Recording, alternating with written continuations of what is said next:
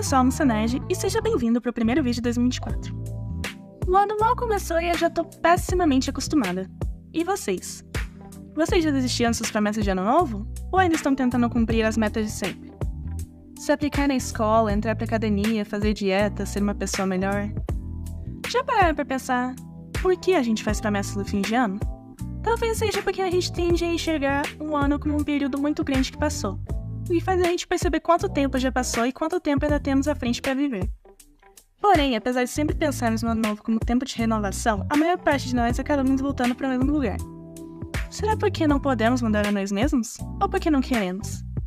A famosa escritora Clarice Lispector costumava dizer que não adianta dar um ano novo, porque logo eles já estão quebrando.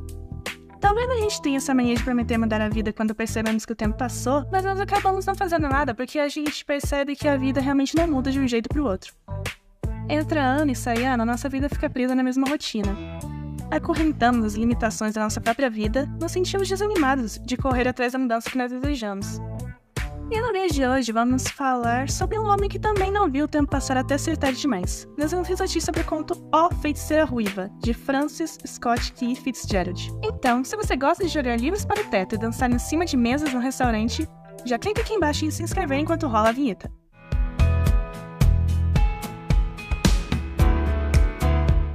Imagina que você pudesse fazer o que quiser, sem restrição de tempo, dinheiro ou moralidade. O que você faria? Pensou? Ótimo. Então agora me responde. O que te impede de realizar esse desejo? Eu tenho certeza que todos nós temos uma vida ideal que desejamos conquistar. O protagonista do conto Ó Feiticeira Ruiva é uma pessoa que também tem esse desejo. Esse conto fantástico, de Francis Scott Key Fitzgerald, um dos maiores escritores americanos da história, é sobre a brevidade da vida e da importância de viver ao máximo. O protagonista é Merle Granger, o funcionário de uma livraria qualquer de Nova York. Ele é um homem comum, um homem honesto, dedicado, pobre, mas trabalhador. Quando a história começa, ele ainda é um jovem no primeiro emprego, sonhando em construir uma vida para si mesmo, conseguir um pouco de dinheiro, casar com uma garota legal, ter uma porção de filhos e etc e tal. Enfim, em todos os sentidos, Merle é uma pessoa genérica e normal. No entanto, existe uma única coisa estranha e curiosa na vida dele, que são as visitas de uma mulher ruiva que ele não sabe o nome. Merle não sabe o nome dela, mas sente muita curiosidade sobre quem é ela, pois ela vive entrando na loja, vasculha algumas prateleiras de livros, às vezes conversa com alguém, mas depois vai embora sem comprar nada. Impressionado pela beleza e elegância dela, Merle vive observando sempre que ela entra na loja, sem nunca conseguir coragem para falar com ela. Até que um dia, a própria mulher ruiva começa a falar com ele. Com algumas risadas e brincadeiras, a garota envolve uma conversa amigável, revelando uma personalidade provocante e selvagem.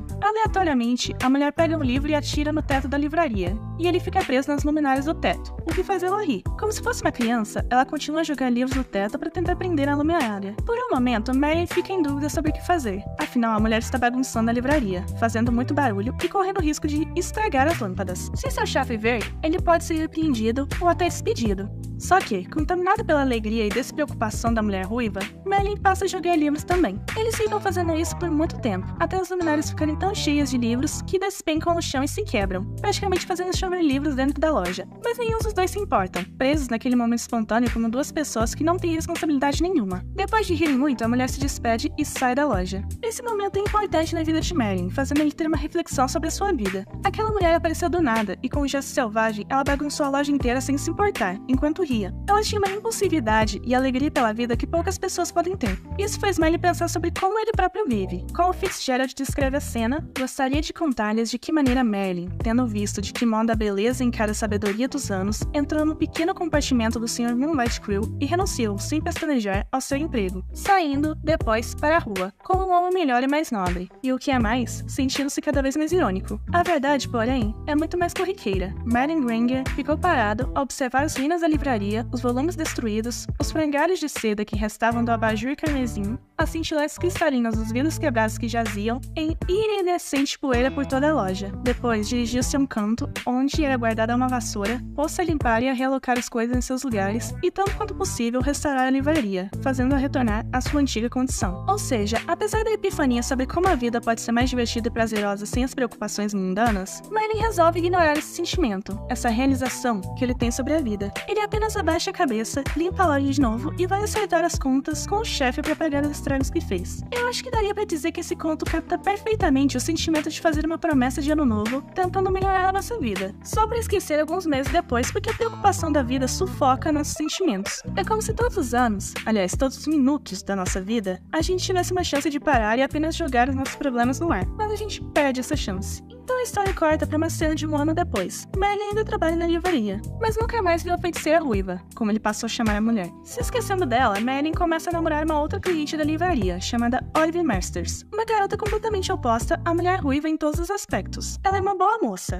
honesta e delicada. Eles se dão bem, e eventualmente Merlin decide a pedir em casamento quando eles estão jantando em um restaurante caro. Enquanto eles estão fazendo os planos sobre o noivado, Merlin percebe que a mulher ruiva que ele conheceu antes está sentada em outra mesa. Ela está vestida de forma sedutora e provocante, e está bêbada. Sem perceber, ela fala e ri muito alto, incomodando todos os outros ao seu redor. Ela incomoda tanto que o garçom tem que pedir que ela faça menos barulho. Se a mulher que já era impulsiva, sóbria, bêbada, que ela não vai ficar mais fácil, né? Quando pedem pra ela falar mais baixo, é que ela enlouquece de vez. Ela passa a cantar muito alto, sobe em cima da mesa e começa a dançar feito maluca, fazendo um escândalo no restaurante que envergonha todo mundo. Exceto Merlin, que fica fascinado pela mulher e sua ousadia. Como se fosse seduzido pela sua vivacidade, Merlin continua olhando para ela e pensando nela, mesmo quando Olive o arrasta para fora, ofendida com a atitude da outra. Livre do feitiço daquela sereia ruiva, Merlin se joga nos planejamentos do casamento assim que consegue, se casando com a garota mais passiva e decente, Olive, como se temesse que se não casasse agora, nunca mais casaria. É bem óbvio que o Merlin aqui mais uma vez estava encantado pelo modo de vida da mulher ruiva, mas de novo, ele não tem coragem para agir sobre esse pensamento e sufoca ele com os afazeres da vida cotidiana.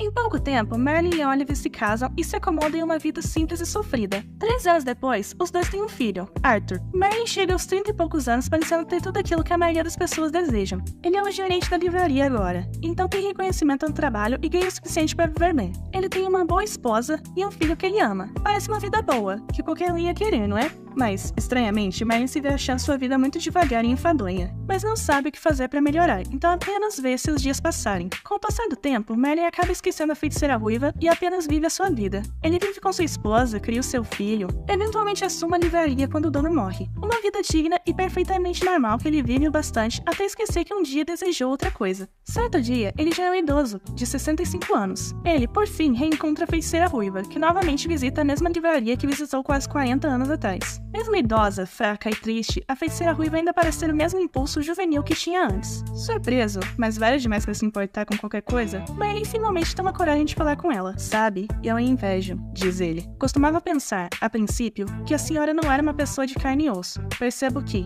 numa certa noite em que a senhora dançou em cima de uma mesa, a senhora não encarnava senão meu anseio romântico por uma mulher bela e perversa. Merlin confessa à mulher o quanto ele a desejava, não apenas como um homem deseja uma mulher, mas como um modelo de vida. Ele sentia inveja do modo de vida dela, de viver sem responsabilidades e preocupações diárias, vivendo cada dia como se fosse o último. E Merlin percebe amargamente como ele se sente arrependido pela vida que ele viveu. Como a aparente felicidade que ele conquistou não era o que ele queria. Assim que a conversa acaba, a mulher vai embora e eles nunca mais se veem, mas o impacto que aquele encontro teve nele continua. Isso porque conhecer a mulher fez Merlin repensar a vida e tudo que ele viveu. Como ele se preocupou demais com coisas insignificantes, como ele se apressou para se desapegar de coisas que desejava e apressar outras coisas porque achava que era ali que ele tinha a sua felicidade, por fim, o conto termina com uma reflexão deprimente. Mas já era tarde demais. Ele enfurecera a providência, resistindo a demasiadas tentações. Não lhe restava senão o céu, onde encontraria somente aqueles que, como ele, desperdiçaram os bens da terra.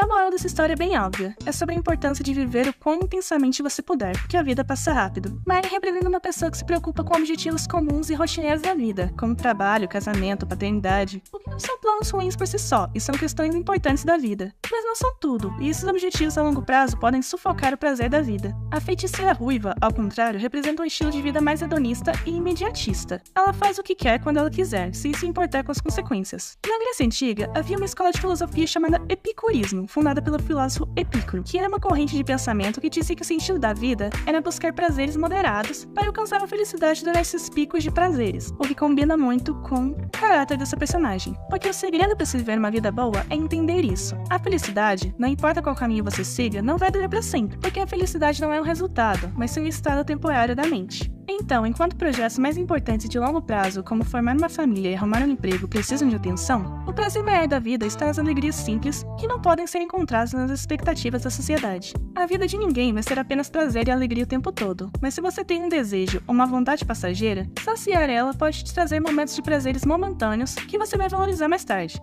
E, assim como disse Fitzgerald, você aproveitará os bens da terra. Muito obrigada por assistir até aqui, espero que tenham gostado. Clique em inscrever-se, deixa o like e se quiser mesmo me dar uma força, me siga nas minhas redes sociais. Tamo junto, amo todos vocês, obrigada por me assistir de novo. Moça Led, desliga, tchau!